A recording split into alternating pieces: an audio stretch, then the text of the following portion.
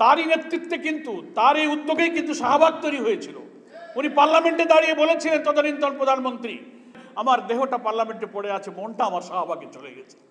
আমাদের এই জাতির অখণ্ডতা, আমাদের জাতিসত্তা এবং আল্লাহ তাআলার দ্বীনকে বিজয়ী করার জন্য স্বাধীনতার এই 54 বছরে এদেশের কত শহীদ, কত আলেম ওলামা, কত মাদ্রাসার ছাত্র, মুসলিম উম্মার অনেক বিপ্লবী মানুষের অকাতরে জীবন দিয়েছে, নিষ্ঠুরভাবে নির্যাতিত হয়েছে, তাদের দিন বিজয়ের সেই স্বপ্ন আজও পূরণ হয়নি।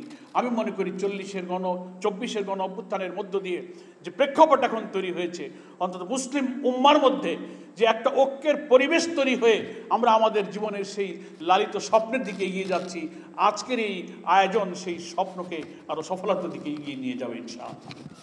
সম্মানিত সুধীবৃন্দ, আর এই হামলার পিছনে, এই নিষ্ঠুরতার পিছনে যা দুনিয়াকে বিস্মিত করেছিল, এখানে অনেক আলোচক তার কিছু ছোট্ট চিত্র তুলে ধরেছেন, আমরা ডকুমেন্টারিতে দেখেছি।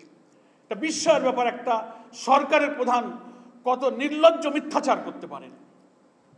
তিনি বলছেন যে না, ওখানে কোনো হত্যাকাণ্ড হয়নি, মাদ্রাসার ছেলেরা গায়ে রক্ত মেখে শুয়েছিল, পুলিশ ধাওয়া দিলে উনি উঠে চলে গেলেন। এখনই আমরা ডকুমেন্টারিতে দেখলাম তারই নেতৃত্বে কিন্তু তার এই উদ্যোগেই কিন্তু শাহবাগ তৈরি হয়েছিল।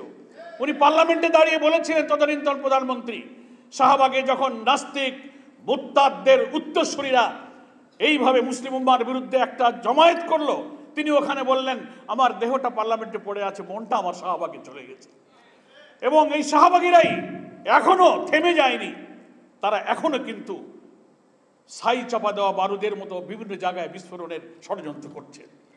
আজকের এই সমাবেশ থেকে আমরা এই চেতনা নিয়ে বিদায় নেব যে এটা যেমন একটা ষড়যন্ত্রের ফসলে হামলাটা হয়েছিল, এখানে ভারতীয় আধিপত্যবাদী এদেশীয় সেবাদেশরা, সেই সময়কার প্রধানমন্ত্রী ইনু মেননদের নেতৃত্বে 14 দলের নামে যে দোসররা ছিল, ওই রাত্রিতে বিদ্যুৎ বিচ্ছিন্ন করে গুলি চালানো, আর ওই বেনজির সহ সেই সময়ের র্যাব পুলিশেরা যে নিষ্ঠুর মধ্যরাতের যে নির্যাতন করেছিল, ব্লুপ্রিন্ট যারা করেছিল, তাদের বিচারের যে প্রক্রিয়া চলছে, আমরা মনে করি এই বিচার জাতির সামনে যদি দৃষ্টান্তমূলক হয়, ইনশাআল্লাহ ইসলামী উম্মার উপরে আঘাত হানার মতো দুঃসাহস ইনশাআল্লাহ আর কেউ দেখাবে না। এই বিচারের কাজে যারা সাক্ষী আছেন, যারা প্রসিকিউশনে আছেন, সকলকেই সাহসিকতার সাথে ভূমিকা পালনের জন্য আমরা দোয়া করি এবং আমরা এই আশাবাদ ব্যক্ত করছি।